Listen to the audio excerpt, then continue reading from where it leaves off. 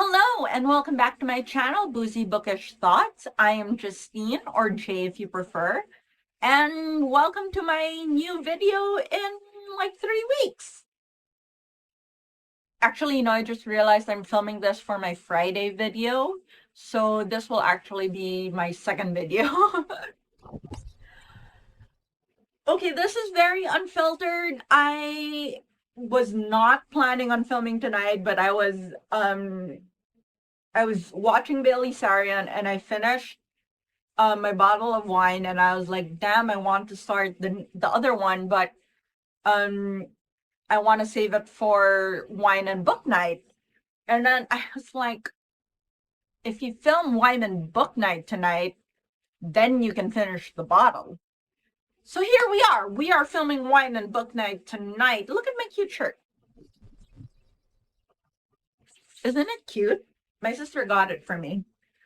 Okay, I just a short update in case I don't get to put this in my Tuesday video. I've been under a lot of work stress. There's been a couple deadlines that have been just looming ahead of me, and I swear to God, this is penance for me dropping out of my grad school studies. Um, and the deadline has already passed, and that has just put me in this zen mode where it's kind of like, well, nothing matters anymore. But I'm still trying to complete it on time so that I do get paid and I do close the project in a professional manner.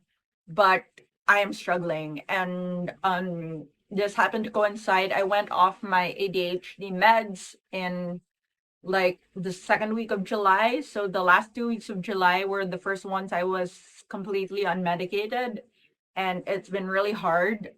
I thought the meds weren't doing anything, but apparently they were.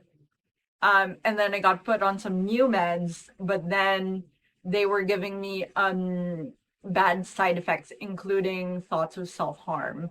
So, which I hadn't had in over a year. So not good, not good.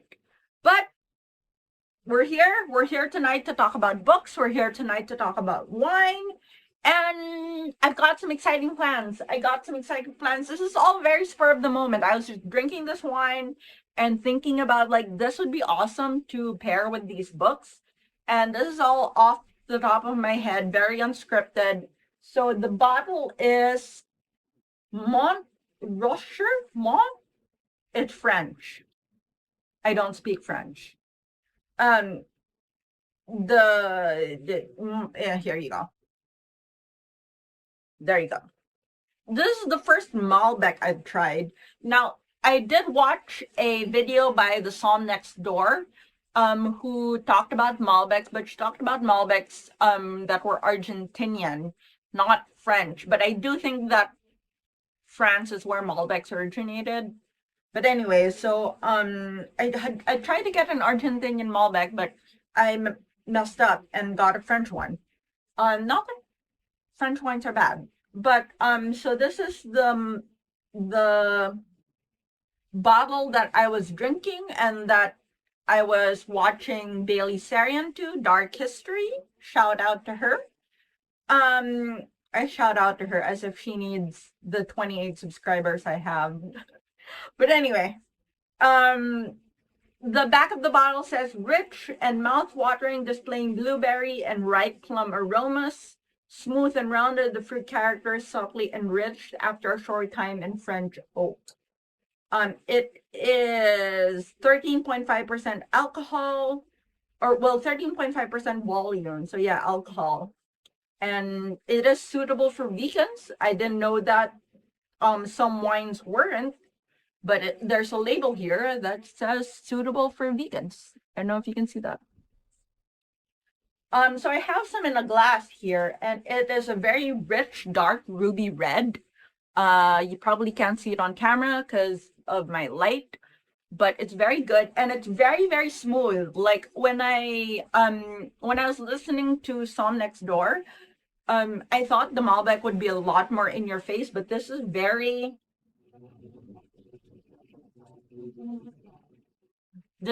subtle. It's strong, It's got a good personality, like a solid presence, but it's very subtle. It's not in your face. It doesn't give you that like bad aftertaste. And I'm really liking it. Considering it's a little more full bodied than I normally take. Um, I really do like it. Now for the vibe, I've been noticing that when I talk about vibes, I talk about like a scenario that I imagine this wine would be drunk in. And this scenario that I imagine this wine would be drunk in, by the way, I'm drinking at room temperature, which is around 20 something degrees Celsius, and it is screwed up. But but I had opened it before the video. But so the scenario that I'm imagining is like um I want to say like important businessmen talking business, but honestly, they would probably be drinking a much more expensive wine. So let's say, well, these guys would probably be drinking a much more expensive wine too. Um, it tastes a lot more expensive than it really is. I got this for less than 600 pesos plus like some coupons and stuff. So what's 600 pesos in dollars? It's like less than $10. So it's great value for money. But I imagine this to be like soon to be divorced couple talking about custody arrangements, you know? Or like you and your ex meet up to try and get closure. That never works. Do not show up for that meeting. Do not just don't you don't need closure. You don't need closure. You don't need closure as much as you think you do. But anyway, if you do decide to go to that meeting, this is the wine I imagine you'll be drinking. It's the wine that suits that mood. So I started thinking the first thought that came to my mind, the first books that came to my mind when I drank this wine. Because honestly, at this point, whenever I drink a new wine, I imagine books that I want to pair it with. And the first book that I imagined this with was Lucy Foley books. Now, I've only read two books by her, and those are The Guest List, and The Hunting Party. And honestly, they were not for me. I mean, they were intriguing, but um, I think they relied on very neurotypical social standards to create tension that my neurodivergent brain couldn't appreciate. That being said, this really matches the guest list because I can imagine a wine like this being served at a wedding with that much tension. And I do have to say that the guest list needs all the just all the trigger warnings, and I mean all of the trigger warnings. Look it up on Storygraph if you want to know the exact ones, but some basic ones are like abortion, child death, rape. Um, yeah, those are the main two that come to mind. Emotional abuse, um, physical abuse as well. So I mean, it requires all the trigger warnings. And honestly, the thing that I disliked about the book the most was that I felt it put suicide attempt. It also has trigger warning for suicide attempt. Um, the thing that I disliked about this book the most was that I felt like it had all of these shocking topics and it didn't give them the closure that they deserved. Now, granted, it's a mystery thriller. It's not like a sociological book. But I still felt that there was a lot of buildup and not a lot of resolution. Um, that being said, the atmosphere that it provides, which is it's set on a remote island, it's gloomy, it's dark, it's raining. There are a lot of people who are have hidden agendas, and who are like low key hating each other, that matches this vibe very clearly. Everyone has their own agenda. Everyone is out to make the best of the situation that they can. And even if that means that they take advantage of the other people around them. So it is, I think it's a good book, just not good for neurodivergence. I hear it's super praised. I hear it's super praised. So it shows that a lot of people like it. This neurodivergent girl just didn't appreciate it a lot because it was just um a lack of um the social tensions would have just completely flown over me, and yeah. So still, I would recommend the guest list or the hunting party. The hunting party I enjoyed marginally more. And that was because it involved like a close knit friend group. And it does still involve some trigger warnings, but not as much as the guest list. And I found that a little bit more intimate because of the relationships between the people that were involved. So I would recommend this wine in general for the two Lucy Foley books I've read, which are The Guest List and The Hunting Party. The other book that came to mind when I was drinking this, and hang on, let's not forget that I filmed this video because I wanted to drink this wine. Um, the other book that came to mind when I was drinking this was the 7.5 Deaths of Evelyn Hardcastle by Stuart Turton. Um, that was a bit of a trip, and honestly, that book was what sparked the unfinished project. So it does deserve a shout out for that. But that book was sold to me as like, actually even the Lucy Foley books were sold to me as like locked room mysteries with a twist, and I never really and I always felt like classic locker room mysteries are better. But 7.5 Deaths of Evelyn Hardcastle was different. I really like it. It got a bit repetitive because obviously you are replaying the day throughout from different perspectives, but it was very well done. And of there's a lot of tension in terms of who knows what and who you can disclose what to. It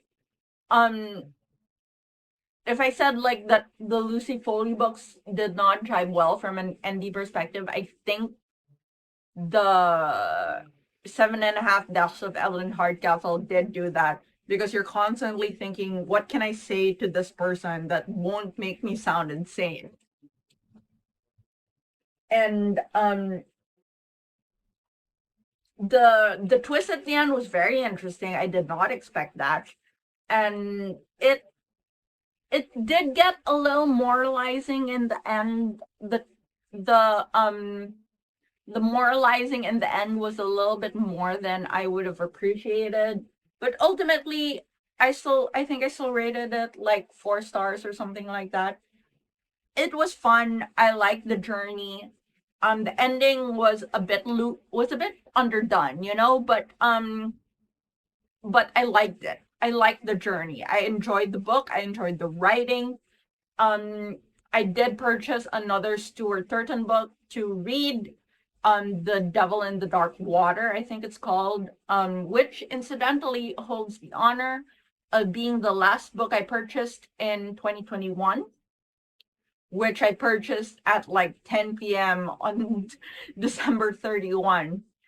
Um, so obviously the books intrigued me enough to get me to purchase more books by the author. So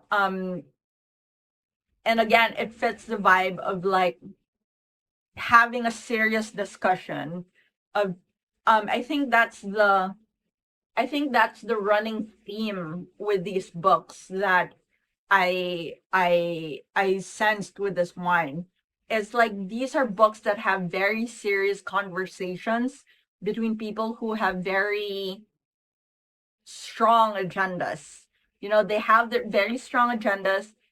They're trying to gauge the agendas of the other person, and um, it's like they are trying to match wits, if you want to call it that. That's the vibe I get from this. That's why I say that it's like the wine you want to drink when you're having a closure talk with your ex, because you're trying to see what their agenda is, and you're trying to see if you can get your agendas to align. Now, the last book, hang on, I am going to open up my laptop. The last book is a little different because I have not read it. So obviously, I have read um both the Seven and a Half Deaths of Evelyn Hardcastle and the two books by Lucy Foley. But the last book is a little bit different, and I did want to include it because it's the first of a trilogy, but I bought the first one on sale and on a complete whim, and it's called The Last Policeman by Ben H. Winters.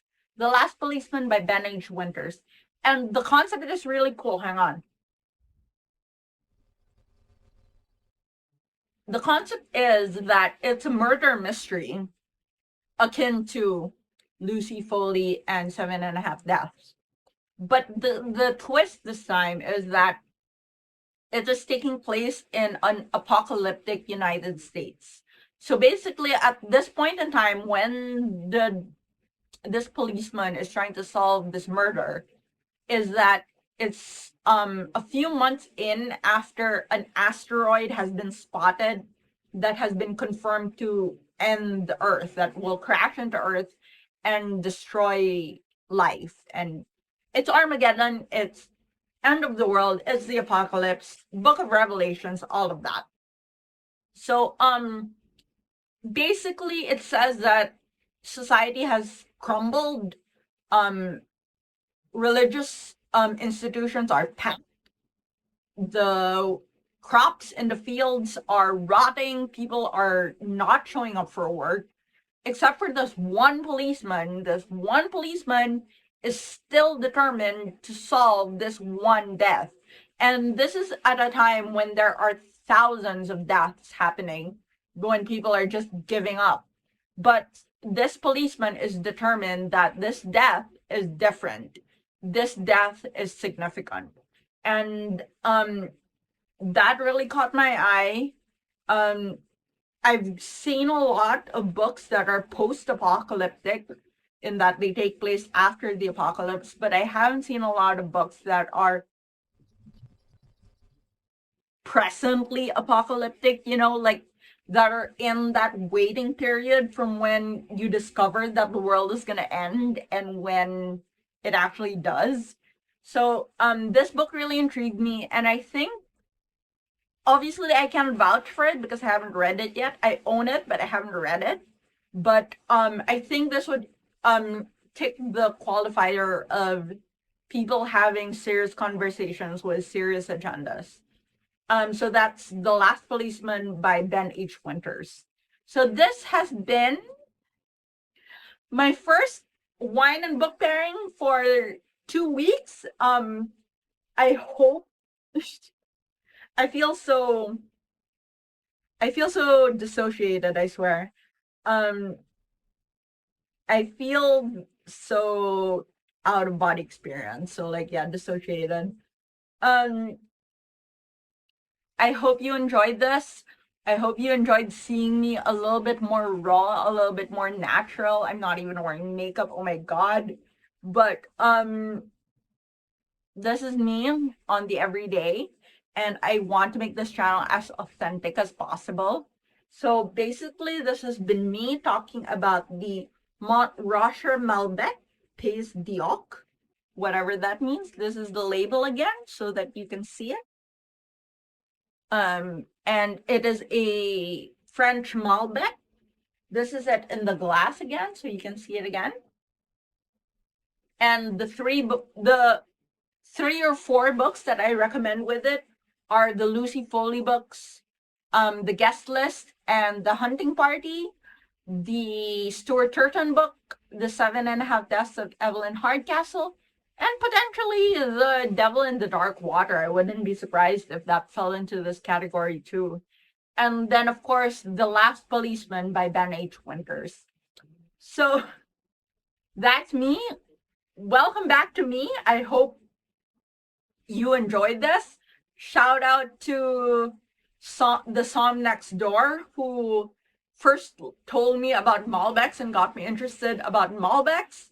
And shout out to Billy Sarian, who is an amazing YouTuber that we can all look up to and does great content, and whose video on dark history inspired me to do this video. So that's it for me. Cheers!